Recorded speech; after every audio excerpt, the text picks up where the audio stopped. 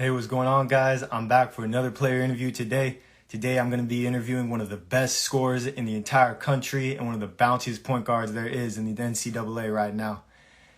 I'm talking about 6-foot guard out of University of New Orleans, Derek Saint Hilaire. This dude can score at all three levels and impacts his team phenomenally on the defensive end.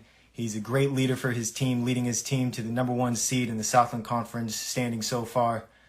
He's a great guy. He's been supporting my brand for a while. I can't wait to get him on here, ask him some questions. He should be joining this live soon, and I'll get him on.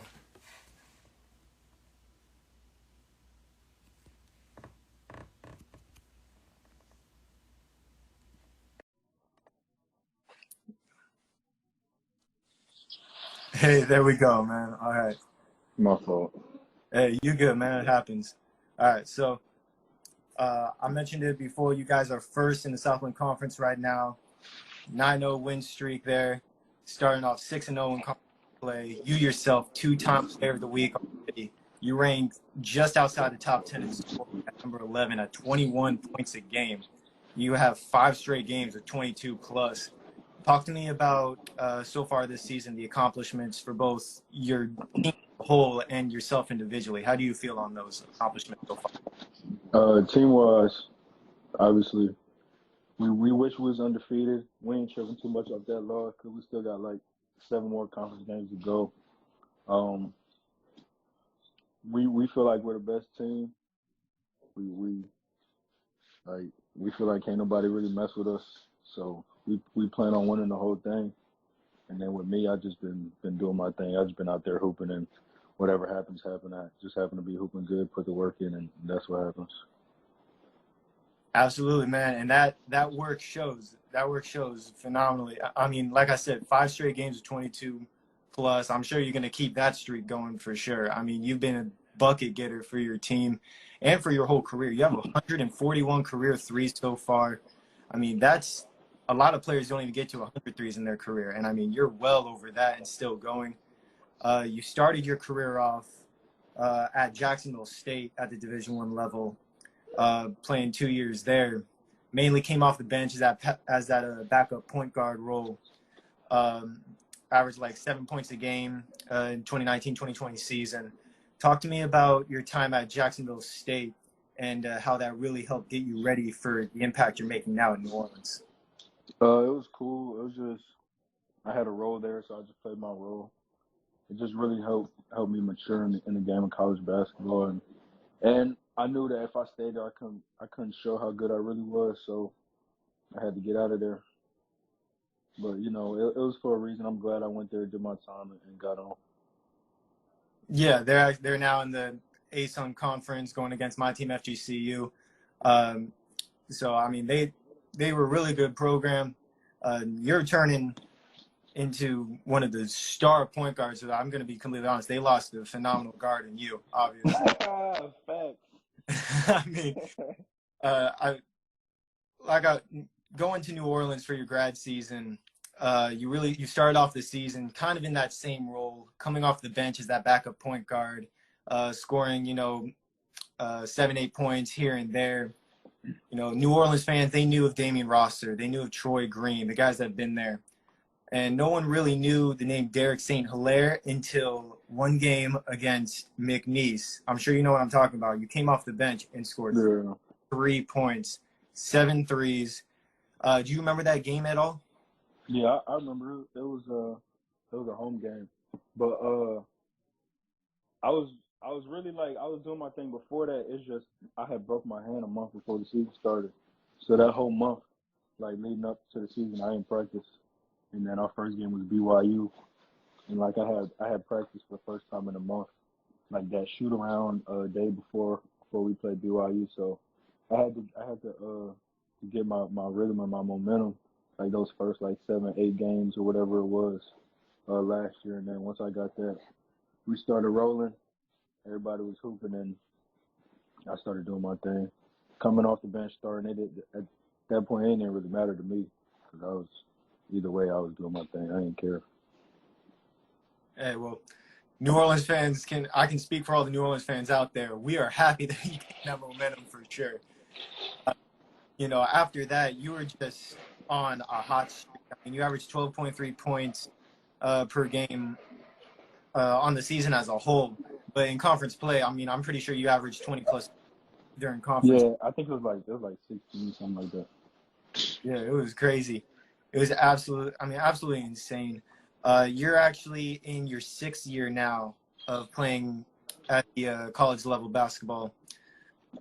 Last year didn't count because of the whole COVID issue. Talk to me, how happy are you that you get that extra year of eligibility because last year didn't count? It's cool. It's really like my 5th year. I ain't played my sophomore year. I had broke my foot, but I mean, I'm glad I came back. I get to show how good I really am. We winning. My teammates, I'm cool as hell with. Like, just glad I came back another year to just tone up and show what I could do before I go pro. Yeah, absolutely. And you mentioned your teammates. I'm going to mention one real quick. You're first in the Southland Conference. This guy is 6th in scoring. I believe he's still first in steals in the conference. Troy Green. I mean, you and him have really shown out to be the true leaders of the Privateers team. And, I mean, both of you guys just get buckets whenever your team impact the defense. Really have been the biggest contributors so far this season. Talk to me about the bond that you have with him and your guys' role as the leaders of this team. Man, I'm gonna just start by saying we're the best backcourt in the country. I don't care who you talk to. I don't care who it is. I'm going with us too. That's everybody. TG, we kind of the same, but we a lot different. But in terms of hard work and dedication, he's one of the most dedicated and focused players, guys I've ever been around my life, on the court, off the court. And having somebody like that inside me to play with is good because it makes me lock in even more. So really, all the success I'm having on the court, he's definitely part of that. Because without him being as locked in as he is, it don't make me as locked in as I am. Yeah, he's great, and I like that, the best backcourt in the country, not just the Southland. I heard the announcer talk about it the past couple of games that you guys were the best backcourt in the country, or best backcourt in the conference. Yeah, like yours better with the whole country. Yeah. We already know the Southlands are for sure. We the best backcourt in the country. Oh yeah, they're without a doubt in my mind. It's between you and him for Southland Conference Player of the Year. I mean, there's a lot of other good players in the conference. It's staying in New Orleans regardless. I know that. Oh yeah. Oh yeah. Both of you, first team all conference on lock for sure. You so far this season, 21 points per game, 3.8 rebounds, 2 steals a game. You know, like I mentioned, a 9-0 run, 6-0 to start off conference. You've had some phenomenal games so far. 34 against HBU, 31 versus Northwestern State.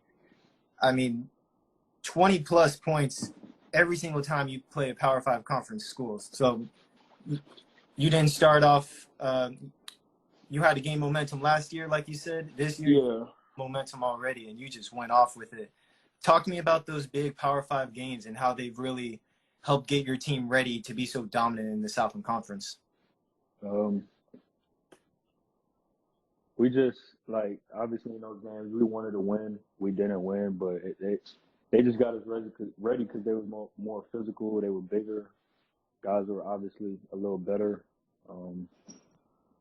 Even those games we played, we felt like we was better than some of those teams like Northwestern. It was a close game till like 5 minutes left, and we had lost by I think we ended up losing by like 13 or something, but it was real close the whole way, and we should have won that game. And our record didn't look too good at first, but we knew we was going to turn it around, and we knew once we got in conference, we was going to be pretty much better than everybody and just dominate. And we're bigger than that, pretty much bigger than everybody too. So they can't, like, it's either they're going to give up inside with our size or outside, like with me and TG and Sack and Kamani, Rod, and everybody that's on the wing. So they gotta pick their poison with us. Either way, it's going to be a bad night for them. Mm-hmm. Absolutely. You already mentioned it. That was actually going to be my next question for you. You guys have a lot more size than every other player out there. You know, last year you guys had your tallest players on the court there for the longest time was Damian Rosser, who just joined us live, and Jamel Myers, who's Jamel's 6'6", and then Deontay Bell came in late in the season. He's 6'9", but limited minutes because of injury. This year you brought in Tyson Jackson.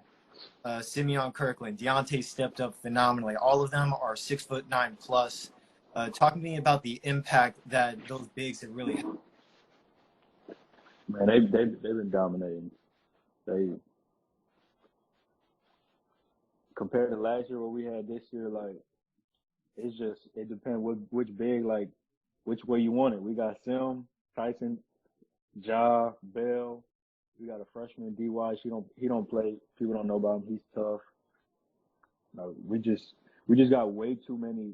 We're too deep in like every spot, like, and especially at that 4 or 5, like they're too big. They bang too much. You're gonna get tired of them. We run so much in practice that they not gonna get tired. So by the end of the game, the other bigs gonna be tired, and that's when they eating. At the end of the game, we going to them. They getting their points. They hitting their free throws. They could shoot. Like they can put on the ground a little bit. It's just it's too much. It's too much for teams to deal with. Yeah, I know Sim and Jamel personally. I actually went to high school with Jamel, and I was with Sim when he was at FSW. I mean, I've seen them in person, what they can do, and I know I've seen the highlights that Tyson, Deontay have put up. I've seen a little bit of Darius Washington when he gets in. I know he's going to be a great big man for them in the future. But You mentioned Kamani Dowdy, Rodney Carson, two of your wing guys, great three-point shooters. They've been with the program a little while. Norris Williams, Jamon Vincent, those are, the 4 guys that are really going to have to step up and take on the starting roles that you and Troy are going to be leaving behind for next year.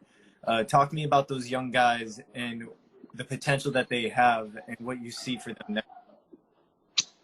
no, Norris is good as anybody in the Southland. He just obviously he has to play behind the best backcourt in the country, so he doesn't get a lot of reps to show it, like in games.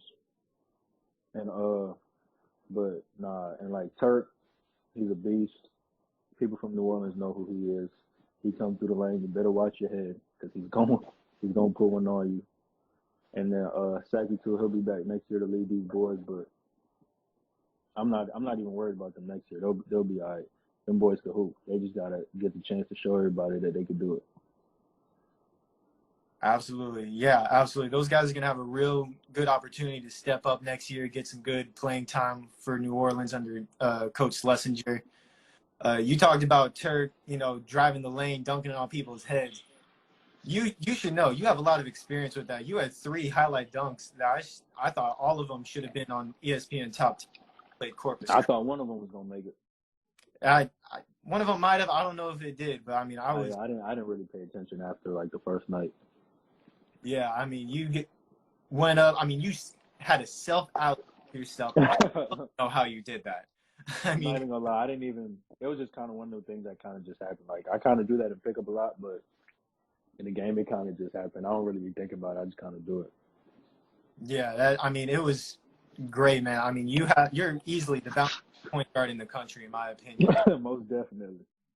Talking about that mindset, when you get into that open court, I know you said that it just kind of happens, but talk to me about every time you dunk it, your team gets fired up. You get fired up. You show that emotion on your face every time. Talk to me about what that helps bring to your team in the course of the game. We just like to have fun. Like, when I get a fast break, my teammates know I like to kind of put on a show a little bit, get the crowd into it, get my boys lit. Like, we just like to have fun, and that's a chance where if I could do something to turn everybody up, I'm gonna try to do it. And yeah, that's really just it. Yeah, absolutely. I love the comment that Damian Rosser just put on there. Ja Morant 2.0. That fits the description perfectly. With a jump shot. Yeah, absolutely, man. I mean, I've said it 1,000 times already. 21 points per game. I mean, you can't beat that. I mean, very few players are averaging more in the country right now. You've been such a bucket getter at all 3 levels of the court. I mean, from beyond the arc, driving the lane, step in, jump shot. Talk to me about your mentality when you get the ball in your hands, and what's just going through your mind as far as helping get your team those points. I mean, I kind of just I don't want to say I take what the defense gives me because I kind of try to just do whatever I want, but at the same time I kind of do because like I can shoot, I can shoot, I can shoot the midi, or I can attack the rim. So it's like if you take one away, I'm gonna go to the other one. I have no problem with it. Like there's like the last 3 games I haven't shot the 3 ball good. And like you said, I still been scoring 20. Like I can get it inside, outside. It's just kind of whatever's there and how I'm feeling that game is how it gets done. Absolutely. You're able to drive that lane like there's no defender even there. You pop up from NBA range, and you can just sink them.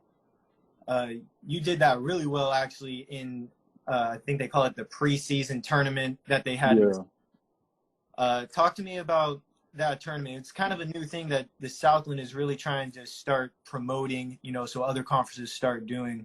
What's your opinion on that preseason tournament that they had? It was cool. I'm glad they didn't count towards conference. We got to see what other teams like. Other teams got to see what it was like, and everybody got to play against each other, go back, work on what they think they needed to work on before conference started. So, I mean, I don't know if more leagues is gonna start doing it, but it was definitely cool. I enjoyed it, had a good time, and I think my teammates did too. Oh yeah, absolutely. I know I enjoyed watching the games. It was awesome, especially that you guys had versus McNeese that went into overtime. I know you guys ended up losing that game, unfortunately, but then you guys ended up McNeese about a week later at their place, and you guys had a phenomenal win against them. Talk to me about the difference between those 2 games and how they went about. I mean, that first time we played McNeese, I didn't play good. They did a good job of keying in on me, staying tight to me and all that. Fouling me a little bit, but if the refs don't call it, it's quote unquote not a foul. But nah, we just locked in because we felt like we were a better team. They play hard as hell though. They rebound the ball hard, like they just play hard, and we knew we had to play just as hard, rebound good, and execute, take care of the ball. And then when the end of that clock came, we felt like we would have more points than they did, and that's just what it was. Yeah, absolutely. Yeah. You guys, like I said, you guys ended up beating them the second time. You guys play them one more time in conference before at home. Southland tournament kicks off in March. Like you said, I believe you said earlier you have about 7 more games. Talk to me about the games that you guys have left. What's your mentality going into them, and how are you guys really getting ready for that Southland tournament? These last 7 games, we got to be more locked in than we was before. Because we beat everybody except IUW, but we know we're going to beat them next time, this coming Saturday. But we know everybody's going to come give us their best shot since we're the best team in the conference. Everybody knows it. We know it. They know it. So as long as we stay locked in, we don't play around. We come do what we got to do and handle every game like it's in March. I think we'll be fine. Yeah, for sure. Absolutely. I can't wait because I told Jamel this last time I interviewed one of you guys. I interviewed him, and I told him at the end of that interview, I might as well just fill out my bracket and put us I'm ready. in that spot. I'm absolutely excited. I can't wait to see you guys win that Southland tournament. Thanks for being on here, man. I've been wanting to do you for a while. I've just been needing to get some time. So thanks for doing this interview with me, man. No problem, no problem. Hey, while y'all here, check it out. Go get my boy gear. Stop playing. I just came to hoop. Shouting you out. We do. Shouting you out. All right, man. I love it. I love it. All right, man. Good luck on Thursday against Corpus Christi and Saturday against UIW. I know some more dubs to come, and keep rocking this season, man. Appreciate it. All right. See you.